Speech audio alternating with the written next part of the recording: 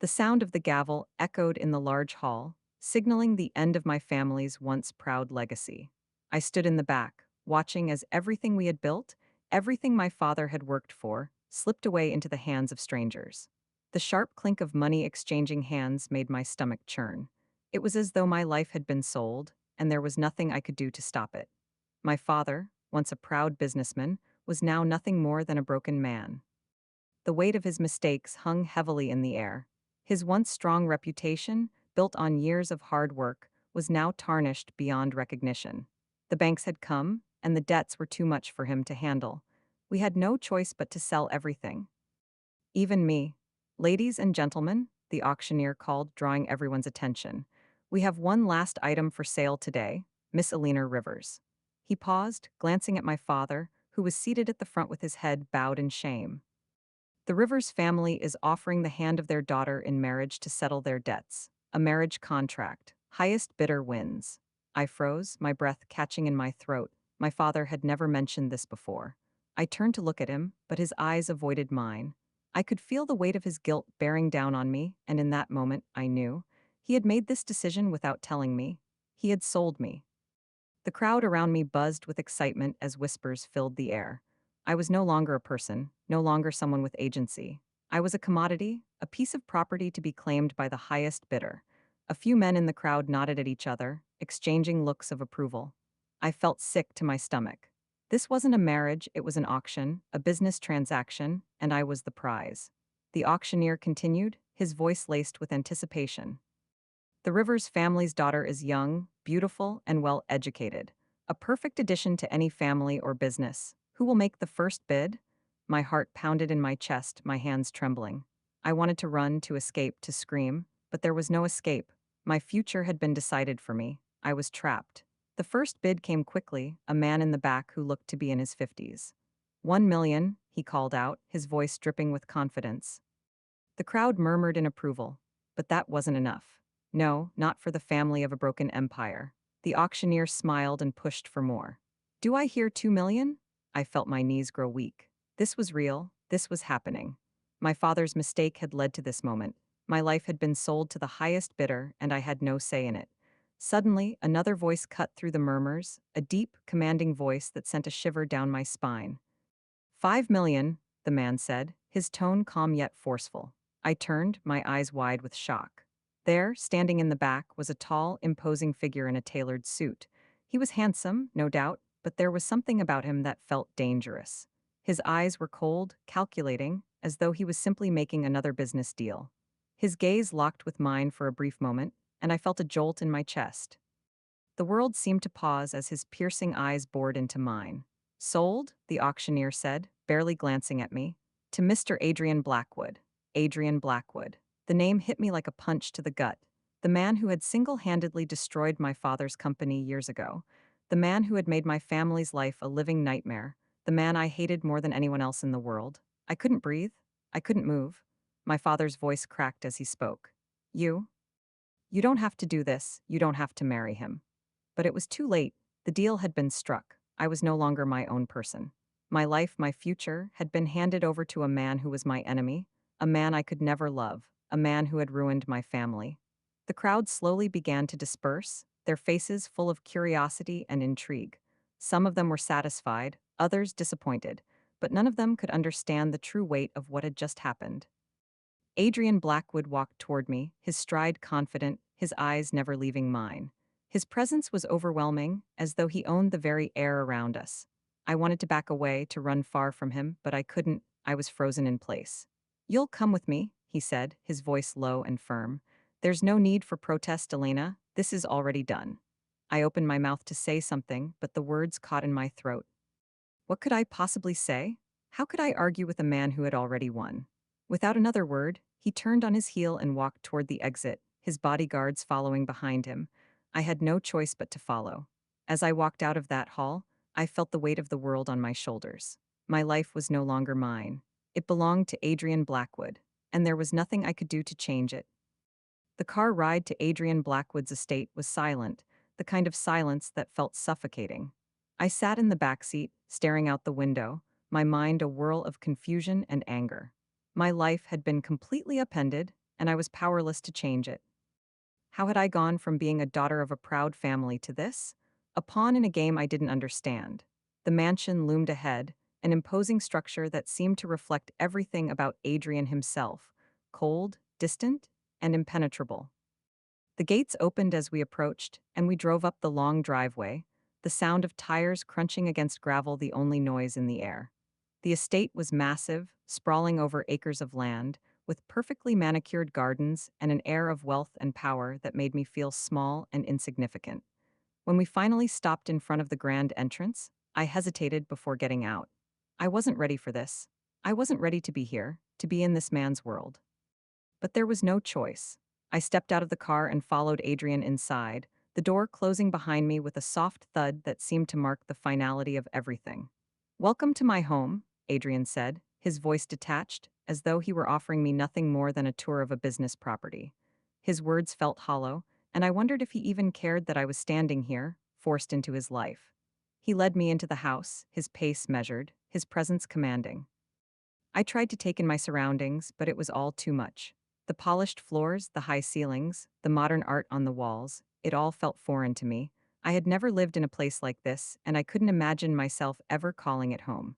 Adrian stopped at a door and opened it, revealing a large, immaculately furnished room. "This will be your room," he said. "It's just down the hall from mine." I couldn't help but feel the coldness of his words. My room. The phrase sent a shiver down my spine. Was this really happening? Was I really expected to live in this house, in this world, with him? He gestured to the room, his expression unreadable. "I trust everything will be to your liking. The staff will attend to your needs." I nodded mechanically, not trusting myself to speak. What was there to say? How could I ask questions that would only expose my powerlessness? Before I could gather my thoughts, Adrian turned and began to walk away, his long strides confident and purposeful. He didn't even look back. "Dinner will be at 8, he said over his shoulder, as if he were giving me an appointment. "Please be ready." I watched him disappear down the hallway, the sound of his footsteps fading as I stood alone in the room. I had no idea what to do next. My world had been turned upside down, and now I was left to pick up the pieces, or at least try to pretend that everything was fine. The room was luxurious, there was no doubt about that.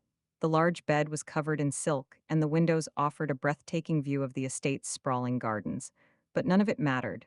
This wasn't a home. This was a cage. I sat down on the edge of the bed, my hands trembling. What had my father done to me? How could he let this happen?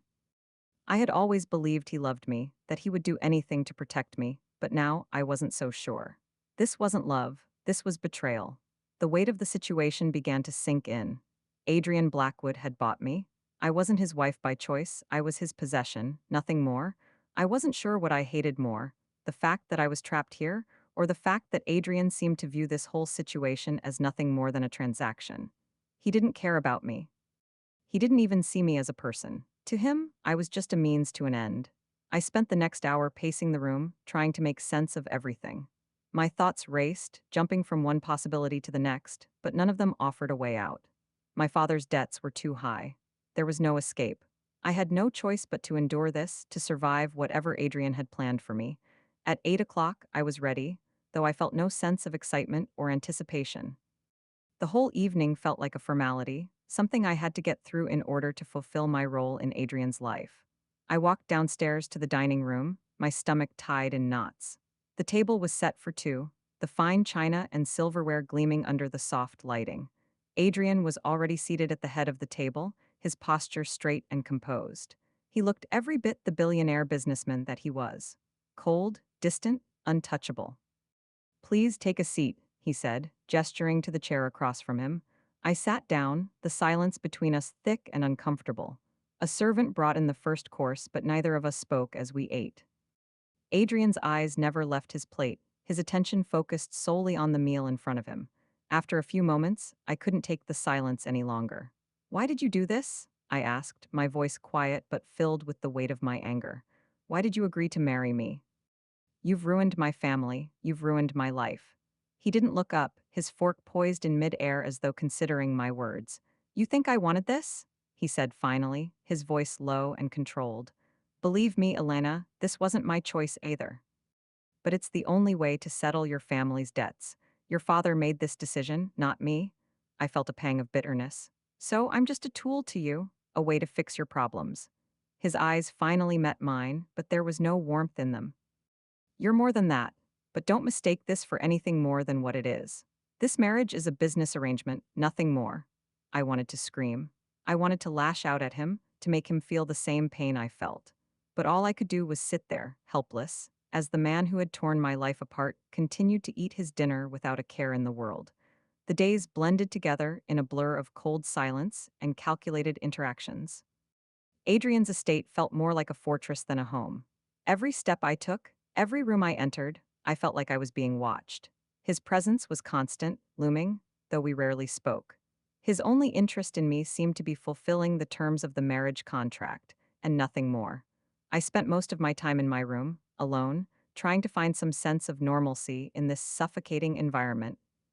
There were no comforting conversations with family or friends, no familiar faces to remind me that I still had a life outside of Adrian's world. My father had disappeared into the background, his silence louder than any words could be.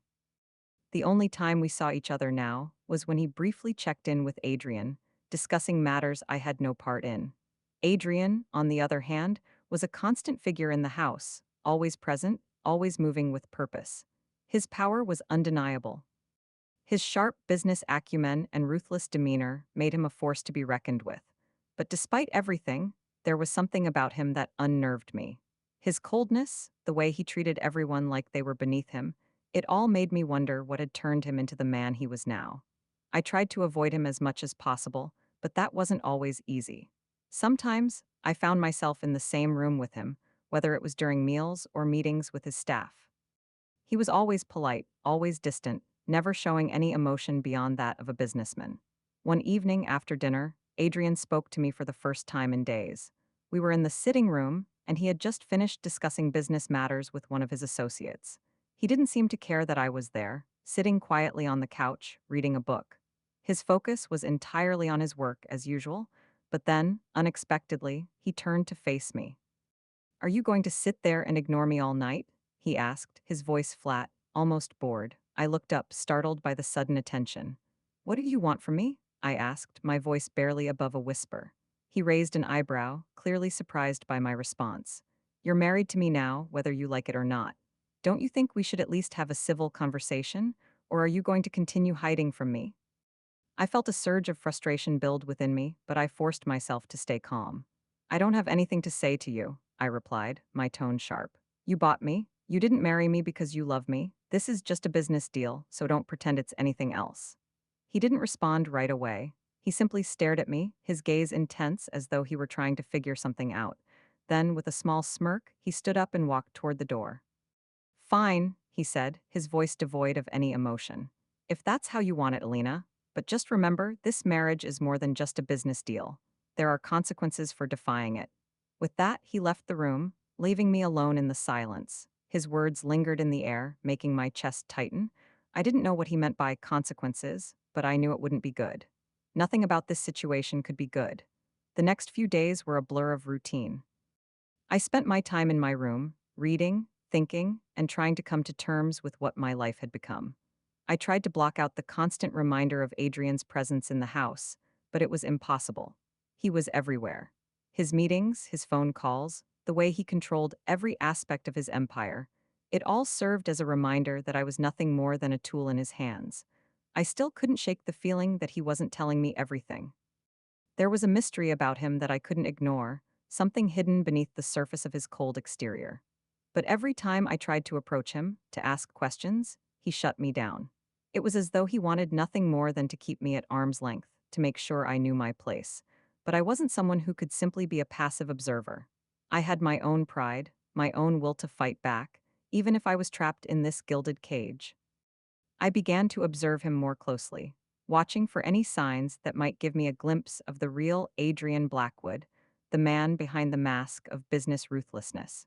It didn't take long to realize that his cold demeanor wasn't the result of simple arrogance. There was a deep pain in him, something that haunted him, something he buried beneath layers of control and distance. I saw it in the way he would occasionally close his eyes during meetings, the way his jaw would tighten when he thought no one was looking. He wasn't as invincible as he appeared, and that gave me a strange sense of comfort. One night after dinner, I found myself walking through the expansive gardens that surrounded the mansion. I needed air, a break from the suffocating atmosphere inside. The garden was beautiful, filled with flowers I didn't recognize, their fragrance heavy in the air. I walked aimlessly, lost in my thoughts, when I heard the sound of footsteps behind me. I turned around and saw Adrian walking toward me, his hands tucked into the pockets of his suit jacket. He had a determined look on his face, and I wondered if he was planning to say something that would somehow change the course of my life. But as he approached, he simply stopped, a few feet away from me, and watched me silently for a moment. "Why are you out here?" he asked, his voice softer than usual. "I needed to think," I replied, my gaze shifting to the flowers in front of me. "About everything." He didn't respond right away. Instead, he stepped closer, his presence overwhelming. I could feel the tension between us, the weight of everything unspoken, the unacknowledged feelings that both of us were trying to suppress. "Do you ever wonder if we're more than just what's been forced upon us?" I asked, surprising myself with the question. "If there's something beyond this, marriage beyond this deal?" Adrian stood there for a long moment, his eyes flicking over me as if considering my words. Then finally he answered, his voice barely audible. "Maybe," he said quietly, "but for now, this is all we have." And with that, he turned and walked away, leaving me alone once again in the night, lost in my own thoughts, wondering what the future held for me, and whether Adrian Blackwood's hidden truth would ever come to light. The days that followed felt strangely suffocating. Adrian's words, "For now, this is all we have," echoed in my mind, gnawing at me. Was that really all there was to this marriage? A transaction of convenience? Or was there something more, something hidden beneath the surface that neither of us was willing to acknowledge? Adrian's presence in the house was like a constant, oppressive shadow, but his distance made it hard to read him. The coldness in his eyes never seemed to melt, no matter how many times I tried to engage him in conversation. It was as if he were a different person altogether behind that well-constructed wall of ice. But the more I thought about it, the more I realized that there was no way he could be as invincible as he appeared. He had his own battles, his own demons, but what were they? Despite his indifference, there were moments when I caught him staring at me, his gaze lingering longer than it should. But whenever I tried to confront him about it, he would retreat, his expression shutting down like a door slamming shut. One evening, after another cold and silent dinner, Adrian finally spoke to me. We were in the sitting room, and he had just finished reviewing some papers for his latest business deal. He hadn't said a word to me throughout the meal, and I had tried my best to ignore the tension hanging in the air. "Elena," Adrian said suddenly, his voice cutting through the silence. I looked up from the book I had been pretending to read, surprised by the sudden shift. "I need you to understand something." I raised an eyebrow, trying to suppress the impatience that had started to grow inside me. "Understand what?" I asked, my voice flat. He paused, seemingly gathering his thoughts before continuing. "This marriage is a means to an end. It's not about love, Elena. It never was. It's about securing alliances, building a future. You're not here to love me, and I'm not here to love you." I clenched my jaw, swallowing the anger that rose inside me. "I didn't ask for this," I snapped, my voice betraying the frustration I was trying to hide. "You're right about one thing. I'm not here for love, but don't pretend you're the only one using this marriage to get what you want." For the first time in what felt like forever, Adrian's eyes softened, just a little. "I never said I was the only one," he replied quietly, his voice almost thoughtful. We fell into an awkward silence, neither of us willing to break it. His admission hung in the air, but I didn't know what to make of it. Was he trying to apologize, or was he simply trying to assert his control once again? Whatever the case, I knew I couldn't trust him. Not yet, and maybe not ever. The days that followed were a strange mix of continued silence and fleeting moments of tension between us. Adrian never pushed me further, but he never let me forget that I was his wife in name only, a tool for his own purposes. It was becoming clear that the only thing he cared about was maintaining the facade of our marriage for the outside world. Behind closed doors, I was just a decoration on his arm, an asset to be kept in line. But as much as I wanted to hate him for it, there was something about his indifference that fascinated me. The man I saw in those rare moments of vulnerability wasn't the cold, calculating businessman everyone thought he was. There was a flicker of something beneath the surface. But what was it? The next day, I found myself once again walking through the expansive garden, trying to clear my mind. It was a beautiful space with well maintained flower beds and winding paths that seemed to lead nowhere. I walked without thinking, lost in the quiet solitude of the evening, when I suddenly heard footsteps behind me. I turned around, and to my surprise, it was Adrian. Still trying to escape from your own life? He asked, his voice laced with a hint of amusement. I didn't respond right away, trying to maintain my composure. I'm not escaping, I said, my tone defensive. I'm just trying to think. He raised an eyebrow, clearly unconvinced. You think too much, he remarked, a small, almost imperceptible smile tugging at the corner of his lips. You're not going to figure me out by overanalyzing everything? I couldn't help but feel a little exposed under his scrutiny. Then stop acting like I'm some puzzle to be solved, I shot back. Maybe you're the one who doesn't want to be figured out. Adrian's expression shifted slightly, though I couldn't quite read it. Maybe, he said quietly, but it's not as easy as you think.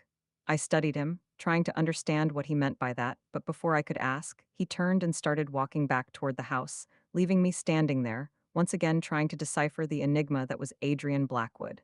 That night, I found myself lying in bed, staring at the ceiling, my mind racing. What was his deal? Why was he so distant, so cold? What was he hiding from me? And more importantly, what would happen if I found out? The next morning, a change in the routine became evident. Adrian had called for a private meeting, one that involved his most trusted associates. I had no idea what it was about, but when he asked me to join them, I felt an unease settle in my chest. I wasn't prepared to deal with whatever business matters he had in store, but I had no choice. I had been summoned, and I would have to face it. When I entered the room, I was immediately struck by the contrast between the men sitting around the table, powerful, successful, and confident. And then there was me, sitting quietly in the corner, barely acknowledged. Adrian barely spared me a glance as he began to speak, his tone commanding and focused. As I listened to him speak about a major new business deal, I couldn't help but wonder if there was more to this than what I was being told. Adrian's world was one of power, deception, and control. And I was starting to realize that I was just another pawn in his game, but the longer I sat there, the more I wondered. How far was he willing to go to protect his secrets? And how much of my own power would I have to give up before I could take control of my own destiny? The pieces were starting to fall into place, but I had no idea where they would lead. The days following the meeting seemed to blur together. Adrian's presence became a constant fixture in the house, both a reminder of the power he wielded and the subtle barriers he placed between us. The tension between us was growing thicker with every passing moment, like an invisible thread that could snap at any second. And yet, for reasons I couldn't quite comprehend, I couldn't look away. I had seen glimpses of Adrian's ruthlessness during the meeting, his ability to command attention with nothing but a few well-chosen words. His business associates hung on every sentence he spoke, as if he were a king giving orders to his subjects. I couldn't deny it. Adrian was powerful, intelligent, and unyielding. But there was something else I noticed, something that gnawed at the back of my mind. A certain vulnerability, buried deep within him, as if he were constantly fighting to keep it hidden. But I wasn't here to play therapist or save him from his own demons. I had my own battles to fight. The next morning, I decided to take matters into my own hands. I couldn't stand being reduced to a mere spectator in Adrian's life anymore. I wanted control, control over my own choices, my own destiny. If Adrian wanted to play this game, then I was going to learn how to play it better than he ever could. I started small. I began to take charge of the household in subtle ways, rearranging schedules and making decisions about the staff and the estate. I didn't make any grand declarations, but over time, Adrian began to notice. He didn't say anything at first, but I could see the flicker of annoyance in his eyes whenever I made a decision without consulting him. It was a small victory, but it felt good. One afternoon, as I was overseeing the preparations for an event at the house, Adrian walked into the room, his usual air of detachment hanging over him. He stood in the doorway, watching me for a moment before speaking. "What are you doing?" His voice was sharp, though his expression remained unreadable. I didn't stop what I was doing, my hands busy arranging flowers for the evening. "What does it look like I'm doing?" I replied, my tone nonchalant. "I'm taking charge, Adrian. You can't expect to control everything all the time." There was a beat of silence before he stepped forward, closing the distance between us. He towered over me, and for a moment, I thought he might snap. But instead, his gaze softened just slightly, and he spoke again, this time quieter. Don't mistake control for power, he warned. Power isn't something you can simply take, it's something you earn. I met his gaze, holding it for a long moment. I don't need your lessons, Adrian. I can handle myself just fine. He seemed to consider my words, his eyes scanning me as if weighing something in his mind. After a long pause, he nodded, almost imperceptibly. We'll see, he said, his voice laced with something I couldn't quite place. Challenge? Approval? I wasn't sure, but it made something stir inside me. That night, I couldn't shake the feeling that Adrian was watching me more closely than usual. I had become accustomed to his silent scrutiny, but now, it felt different, like he was assessing me in a way that made me uncomfortable, and yet, strangely, exhilarated. I had no intention of letting him get under my skin, but as the evening wore on, I found myself watching him more than I should have. Adrian looked different in the dim light of the ballroom, his usual cold exterior giving way to something more raw, more human. I caught him once or twice looking at me from across the room, his eyes filled with an intensity I couldn't interpret. I felt a flutter in my chest, a strange mix of unease and curiosity. The night passed without much incident, but I couldn't stop thinking about that look. What was it that had changed in him? Was it a sign of weakness, or was I finally beginning to see the real Adrian Blackwood beneath the mask? The following days were a blur of business meetings, events, and carefully calculated interactions. Adrian kept his distance, but there was an underlying tension between us, a push and pull that neither of us seemed willing to acknowledge. I continued to assert my control over the house and the estate, making decisions that would have once been out of my reach. And Adrian, for all his icy detachment, seemed to be watching me more closely than ever. One afternoon, I found myself alone in the library, flipping through some old books, trying to occupy my mind. My thoughts were tangled, still trying to make sense of the strange undercurrent between Adrian and me. I didn't have time to dwell on it, though, as I had a million other things to focus on. But then I heard the sound of footsteps approaching, and my heart skipped a beat. I looked up to find Adrian standing in the doorway, his expression unreadable as usual. He didn't say anything at first, just watched me with those piercing eyes that always seemed to see right through me. Finally, he spoke, his voice low and controlled. You're playing a dangerous game, Elena, he said, his words hanging in the air between us. You think you can control everything, but that's not how it works. I closed the book in my hands and set it aside, meeting his gaze. And how does it work, Adrian? I asked, my voice steady but challenging. How does it work in your world? He stepped closer, his presence overwhelming in the small, quiet space.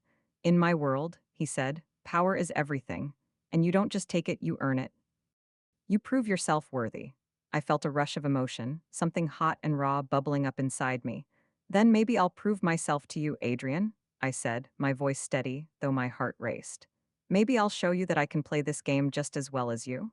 He didn't respond immediately, but his eyes lingered on mine for a long moment, his gaze intense and searching. Finally, he nodded once, his lips curling into a faint, almost imperceptible smile. Very well, Elena, he said softly. Let the game begin. In that moment, I knew one thing for sure. Adrian Blackwood was no longer just a man I was married to. He had become my opponent, my rival, and I was ready to play. The weeks following Adrian's declaration felt like a constant chess game, with each of us maneuvering our pieces with calculated precision. He hadn't changed much on the surface, still the cold, calculating man who seemed to live for control. But now, I could feel the weight of the unspoken tension between us. Our interactions, once minimal, had become charged, full of underlying meaning that neither of us was willing to address. I knew I was walking a fine line. Every move I made, every word I spoke, seemed to be a test.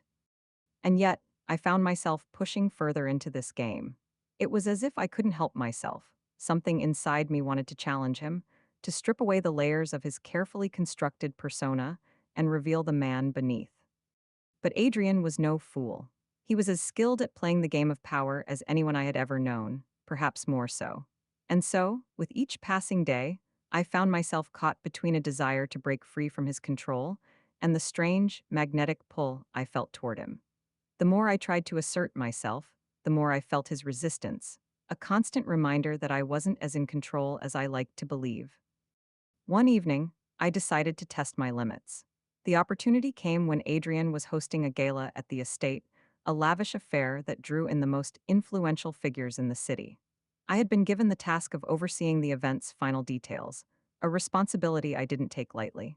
The grand ballroom was filled with guests, their laughter and conversation, a dull hum in the background, as I worked to ensure everything went smoothly. I was determined to prove myself, not just to Adrian, but to everyone in the room.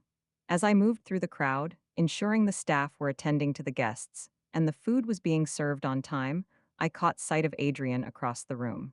He was standing near the large fireplace, conversing with a group of business associates, his posture relaxed but his eyes sharp. It was a typical display of his dominance, as if he owned every room he entered. I wasn't sure what came over me, but a sudden wave of defiance surged within me.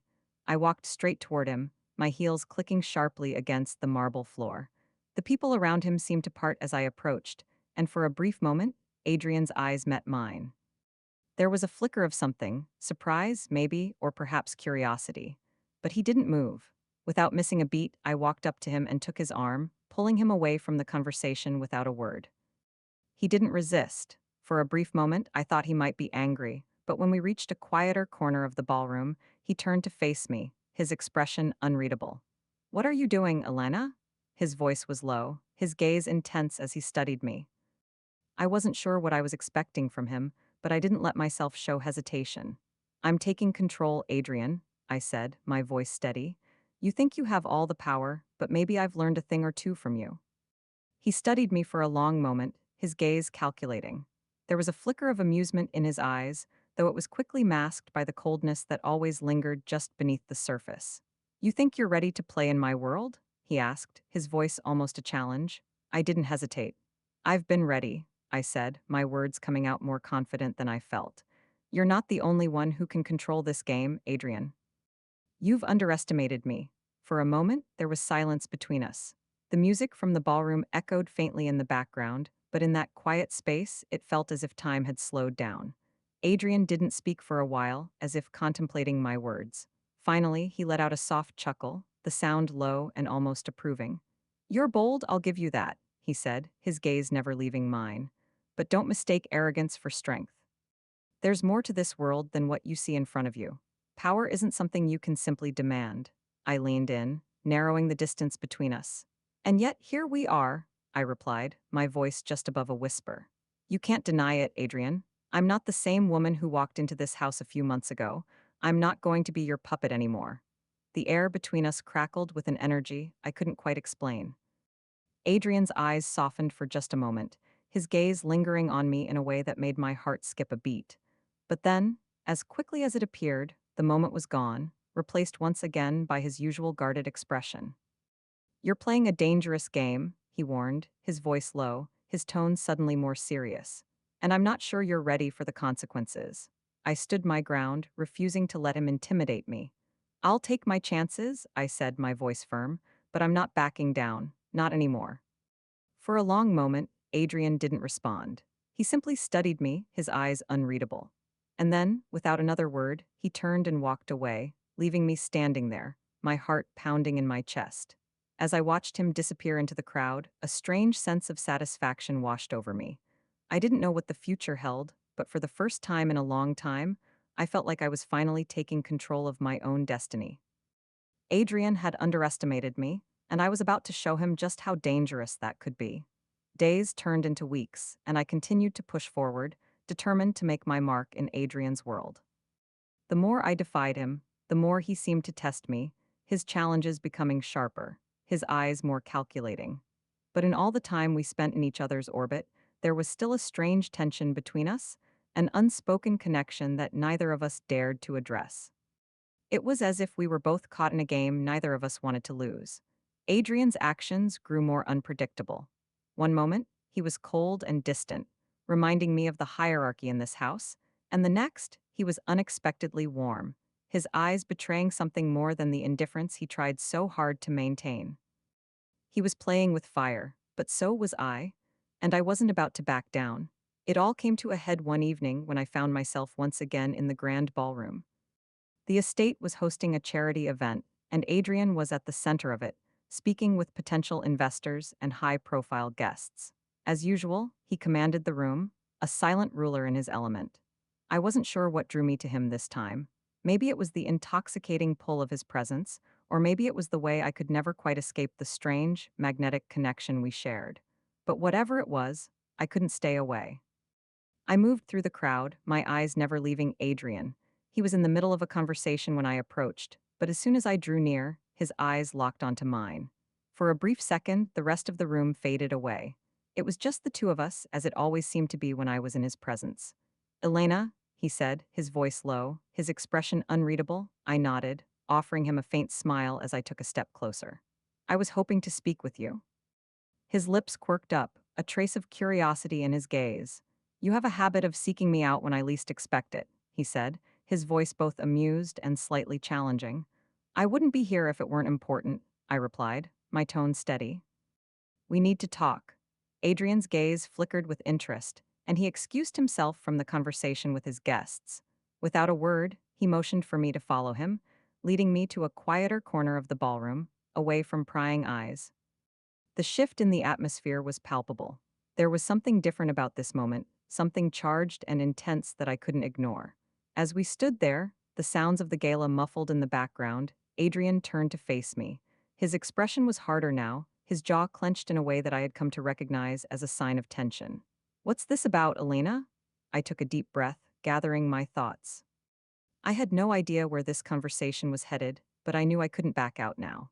I've been thinking, I began, my voice calm yet firm, about everything that's happened between us, about the power dynamics in this house, and I've realized something.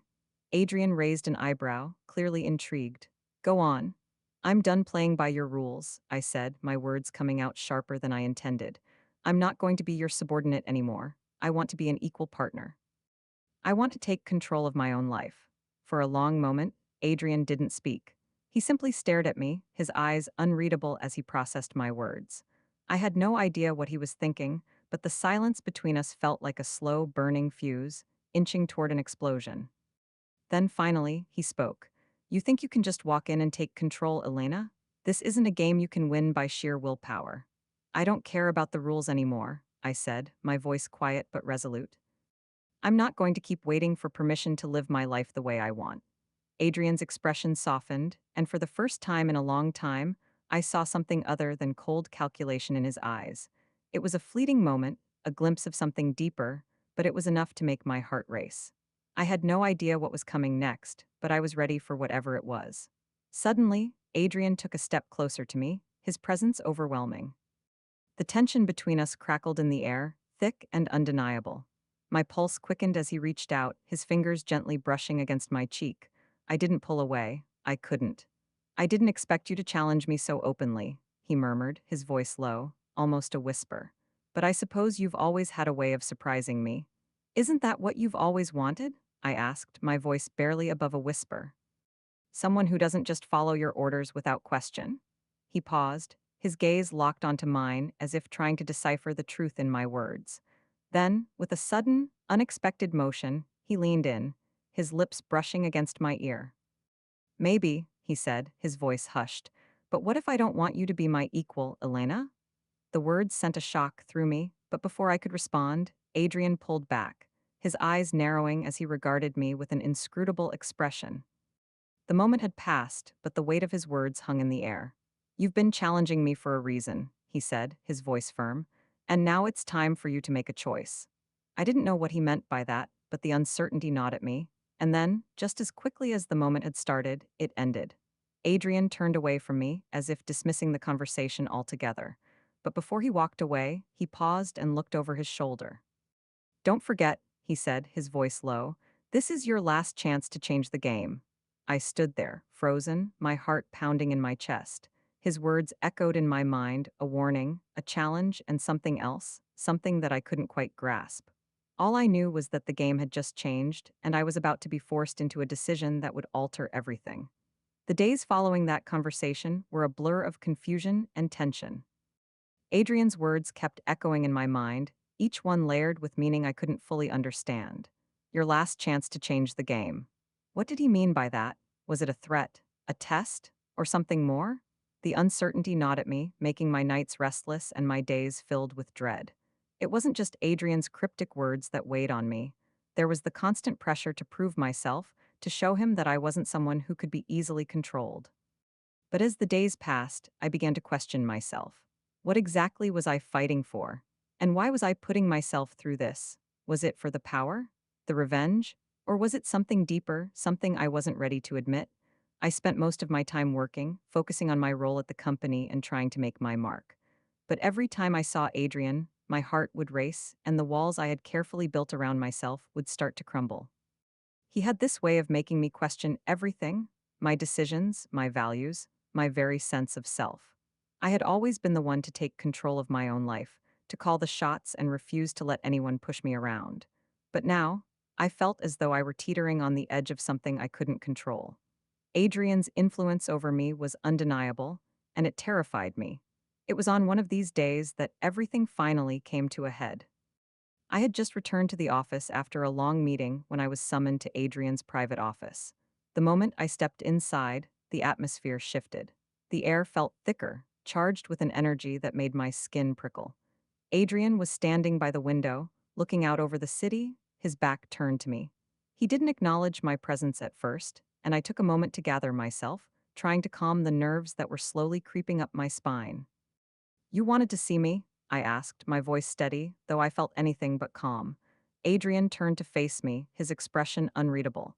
There was something different about him today, a quiet intensity in his gaze that made me uneasy. "Come here," he said, his tone low but commanding. I hesitated for a split second, but I stepped closer, drawn in by the pull of his presence. I didn't know what he wanted, but I could feel the weight of the moment, as if the conversation we were about to have would change everything. When I reached him, he didn't immediately speak. Instead, he simply studied me, his eyes flicking over every detail of my face as though trying to decipher my thoughts. The silence stretched on, and the tension between us became palpable. Finally, he spoke. "You've been testing me," he said, his voice quiet but firm. "You've been pushing my boundaries, trying to see how far you can go. But let me make one thing clear, Elena. There's a line, and you've crossed it." I felt a pang in my chest at his words, but I forced myself to stand tall. "I'm not the one crossing lines here," I said, my voice steady, though my heart was racing. "I've been playing by your rules, Adrian, but I've had enough." His gaze darkened, and for a brief moment, I thought I saw a flicker of something: anger, perhaps, or frustration. But it was gone in an instant, replaced by a cool, calculating expression. "You think you know what's best for you," he said, his voice low and dangerous. "But you don't, you never did." Before I could respond, he took a step forward, closing the distance between us until we were mere inches apart. My pulse quickened, and I instinctively took a step back, but he caught my wrist in his hand, stopping me. "You think you can challenge me," he murmured, his voice almost a growl. "But you're playing a game you don't understand." I looked up at him, my chest tightening. "Then tell me what the game is, Adrian. What are you trying to do?" His gaze softened, but only for a moment. "I'm not trying to do anything, Elena. I'm just trying to make you see that you don't control this. Not yet. Not until you understand what you're dealing with." I swallowed hard, my mind racing. I had no idea what he was talking about, but I knew one thing for sure: I couldn't back down now. I had come too far to let him control me again. "I understand more than you think," I said, my voice sharp. "But I'm not going to let you manipulate me, Adrian. Not anymore." His grip on my wrist tightened, and for a brief, dangerous moment, I thought he might lash out. But instead, he let go, stepping back and running a hand through his hair in frustration. "Then you're making a mistake," he said quietly, almost to himself. I stared at him, unsure of how to respond. The silence between us was heavy, and for the first time, I felt as though I were truly seeing Adrian, the man behind the cold, calculating exterior. But even in that moment, I couldn't shake the feeling that I was still playing a game I didn't fully understand. "You wanted to change the game, Elena," Adrian said, his voice softer now, but no less intense. "But be careful what you wish for. Because when the game changes, there's no going back." I didn't know what he meant by that, but I was beginning to understand something that terrified me more than anything. Adrian wasn't just trying to control me. He was trying to break me, to force me to submit to his will. And as much as I hated it, I could feel myself slipping closer to the edge, caught between the desire to fight and the lure of something deeper, something darker that I couldn't escape. In that moment, I realized that the real battle wasn't just for power, it was for my soul. And I wasn't sure if I could win. The following days were a blur of emotions, each one more intense than the last. Adrian's words replayed in my mind like an unrelenting echo: when the game changes, there's no going back. What did that mean? I had no idea, but something about it stirred a deep sense of dread in me. I tried to push it out of my mind, focusing on my work, trying to keep some semblance of control. But every time I saw Adrian, my heart would pound, and that feeling of vulnerability would wash over me. It was impossible to ignore the attraction I still felt for him, despite everything that had happened. He had this power over me, an ability to twist my emotions and my thoughts in ways I couldn't even begin to comprehend. The tension between us had reached its peak. There was no more pretending, no more games. Whatever this was between us, it was no longer just about business, about power, or even about revenge. It was something deeper, something that neither of us could control, and that terrified me. I knew that if I was going to survive this, I had to make a decision. I had to decide whether I was going to let him win, or whether I was going to fight back and reclaim control of my life. But even as I tried to convince myself that I could stand my ground, I felt the pull of him, the magnetic force that seemed to draw me closer every time I tried to walk away. It was in the midst of this internal turmoil that I received the invitation to the company gala. The event was something Adrian had planned months in advance, a lavish affair meant to solidify his position in the business world. It would be the perfect opportunity for him to display his power, and for me, it would be the perfect test. I knew that if I could go into that gala with my head held high, if I could stand tall and not let him break me, then I might be able to regain some semblance of control. But deep down, I knew that it wouldn't be that simple. Adrian wasn't just going to let me walk away from this, not after everything we had been through. He would find a way to keep me in his grasp. The night of the gala arrived, and I stood in front of the mirror, staring at my reflection. I had chosen a dress that was both elegant and bold, a statement of defiance against the game Adrian had pulled me into. It was a simple black gown, fitted and sleek, with a slit up the side that showed just enough leg to catch attention without revealing too much. My makeup was subtle but sophisticated, and my hair was styled in soft waves that framed my face just right. I looked every bit the confident, powerful woman I wanted to be, but as I adjusted the hem of my dress, I couldn't shake the unease that settled in the pit of my stomach. I took one last look at myself, trying to muster the courage to face what awaited me. Adrian would be there, of course, the center of attention as always. He would be surrounded by business moguls, investors, and other powerful figures, and I would have to navigate the sea of people without losing myself in the process. As the car arrived to take me to the event, I couldn't help but wonder what would happen tonight. Would I be able to stand up to Adrian, to show him that I wasn't the same person he had manipulated before? Or would I fall under his spell once again, allowing him to break me just when I thought I had found my strength? The gala was held at one of the most prestigious hotels in the city, and the venue was breathtaking. Crystal chandeliers hung from the ceiling, casting soft light over the sea of well-dressed guests. The scent of expensive perfumes and freshly cut flowers filled the air, and the sound of laughter and clinking glasses was almost overwhelming. It was a world I had never fully belonged to, a world where power and wealth were the only currencies that mattered. As soon as I entered the grand hall, my eyes immediately searched for Adrian. It didn't take long to find him. He stood at the center of the room, talking to a group of investors, his sharp suit and commanding presence making him the focal point of the entire event. He had always known how to draw attention, and tonight was no different. I hesitated for a moment, unsure of what to do. My heart was racing, and the weight of the situation threatened to crush me. But then I took a deep breath and straightened my back. I wasn't going to let him control me, not tonight. I made my way through the crowd, my every step purposeful, my eyes never straying from the path ahead. It was a game of power, one that I had to play to survive. As I approached Adrian, I felt the air between us shift, like the calm before a storm. He turned to face me just as I arrived, his gaze locking with mine. For a moment, there was nothing but silence, the noise of the gala fading into the background. His expression was unreadable, but I could see the flicker of something in his eyes, a mixture of recognition and something darker, more possessive. "You look stunning," he said, his voice low and smooth, but with an edge to it that made my skin prickle. I refused to let his words affect me. Thank you, I replied coolly, standing tall and meeting his gaze head on. He didn't move, his eyes scanning me with a mixture of interest and something more dangerous. You're not the same woman you were when I first met you, he said, his tone almost a challenge. I smiled faintly, but there was no humor in it. Neither are you, I replied, my voice firm. The tension between us was palpable, and for a moment I could feel the pull of the past, the games we had played, the control he had exerted over me. But I refused to let it consume me. I had come this far, and I wasn't going to let him take me down now. Let's see how long that confidence lasts, Adrian said, his smile turning into something more knowing, more dangerous. And just like that, I realized that the real game was only just beginning. The night seemed to stretch on forever, every moment dripping with anticipation. Adrian's words lingered in my mind. Let's see how long that confidence lasts. There was an undeniable thrill in the challenge he presented, but beneath that thrill was an undercurrent of fear. Was I strong enough to face him, to withstand whatever game he had planned for me tonight? As the evening wore on, the crowd thickened, and the air grew heavy with mingling, whispers, and the clinking of crystal glasses.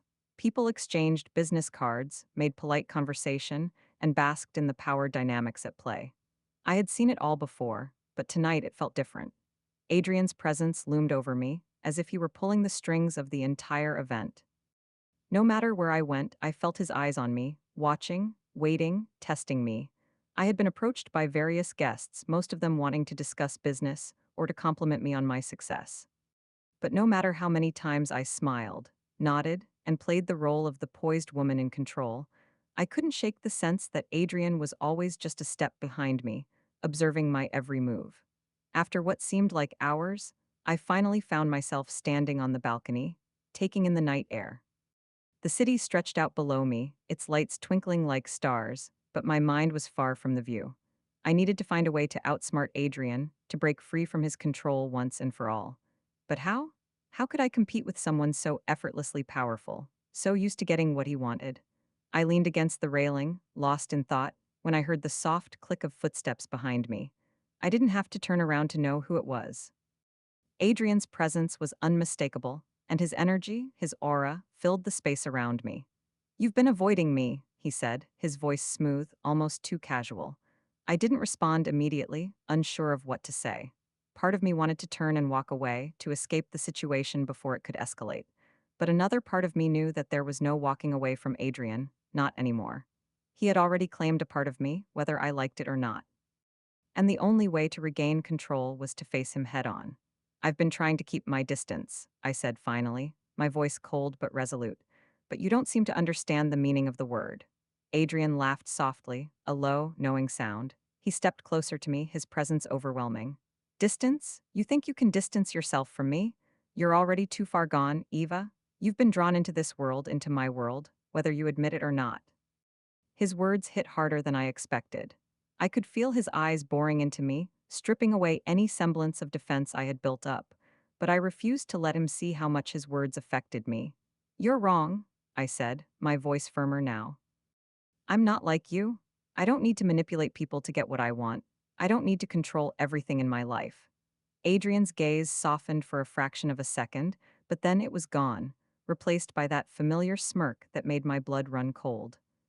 Is that so? He said quietly, his lips curling in a way that made my stomach churn. You don't think you're manipulating me right now? I swallowed hard, refusing to give him the satisfaction of seeing me flinch. You think I'm playing some game? That's not what this is. No? He leaned in slightly, his breath warm against my skin. Then what is it, Eva? What are you doing here, if not trying to one-up me? Trying to prove that you're better, that you can escape the hold I have on you? His words were like a punch to the gut. I had been trying so hard to prove that I wasn't just another pawn in his game, but with every passing moment, I felt like I was sinking deeper into his web. How could he always know just what to say to make me question myself? I'm not trying to prove anything, I said, my voice barely above a whisper. I'm just trying to survive. Adrian studied me for a moment, and for a brief instant, I thought I saw something softer in his eyes, something almost caring. But just as quickly as it appeared, it vanished, replaced by the cold, calculating look that I had come to know so well. You've already survived, Eva, he said, his voice low and heavy. And in the end, you'll be mine. You can fight it all you want, but you'll never escape me. This is who we are. The finality in his tone struck me like a cold wave. There was no more room for doubt. This was it, the point of no return. Adrian had made his move, and now there was no turning back. I felt the weight of his words settle on my chest, pushing the air from my lungs. My heart raced as I realized the full extent of what he was saying.